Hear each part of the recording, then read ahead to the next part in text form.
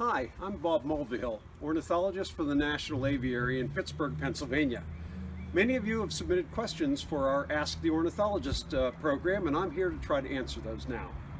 What are some good bird-related activities that we can participate in while still practicing social distancing? Well, the easy answer to that question is watch birds.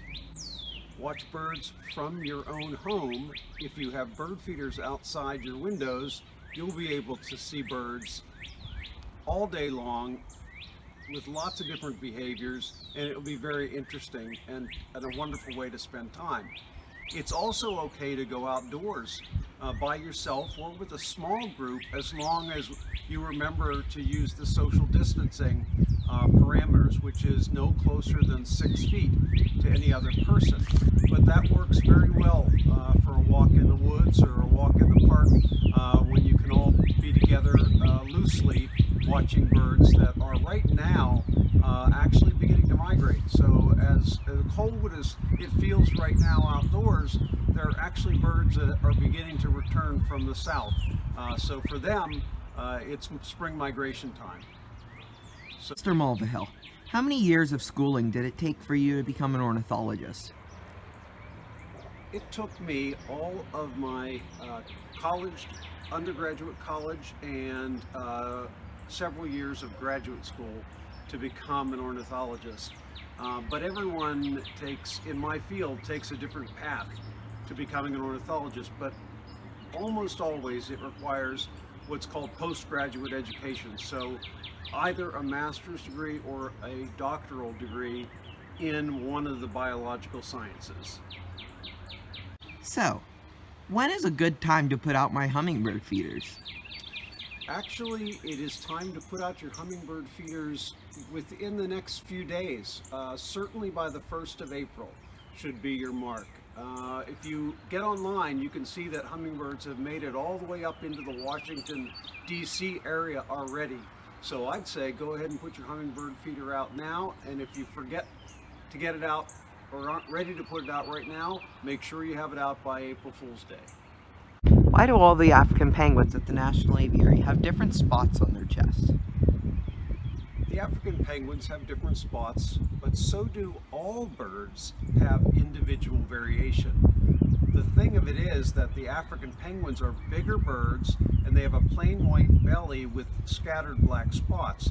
So the individual differences are a little easier to discern. But even your backyard blue jays and cardinals and sparrows have differences if you looked at them very, very closely. The differences in the African penguins are plain enough to see that the staff often knows the penguins by their spot patterns, even before they see the wing tags, which have their names on them. What are some of the favorite fruits of the birds at the National Aviary? Well, the birds at the National Aviary get their choice of a wide variety of very, very delicious fresh fruits every day. But from my observations, I think that blueberries are among the most well-liked by the birds. And I think that's because every bird, from the smallest to the largest, can eat the blueberries. And of course, they're very nutritious.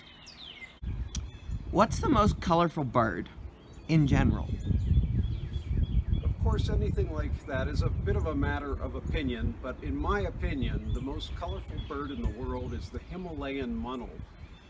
It's a species of pheasant found in the Himalayan mountains at an elevation of 6,000 feet all the way up to 16,000 feet, and it's also known as the 9-colored bird. I don't think you can get much more colorful than that. What is the most colorful bird at the National Aviary? The most colorful bird at the National Aviary probably is the rainbow lorikeet. It's a parrot, and it has every color of the rainbow, so red, orange, yellow, green, blue, indigo, and violet in a beautiful patchwork pattern. So that's probably one of the most colorful. There are others, though. There are many, many colorful birds at the National Aviary. What's the most endangered bird at the National Aviary? The most endangered bird at the National Aviary is the Guam kingfisher. It's actually extinct in the wild.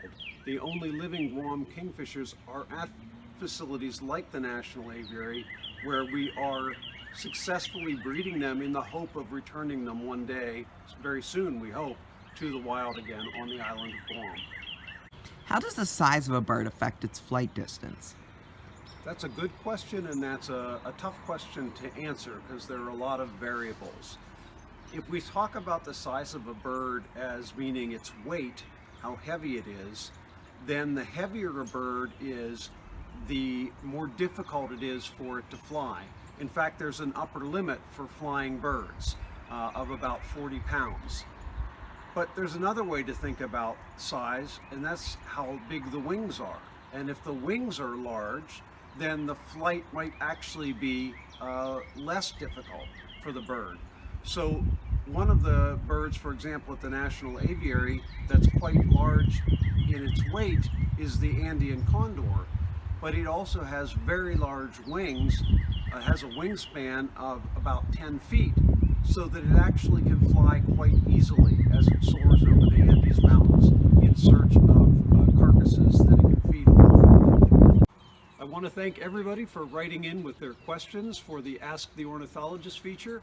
If you have any more questions you'd like to ask, keep your eye on the National Aviary's social media channels for the next opportunity to Ask the Ornithologist.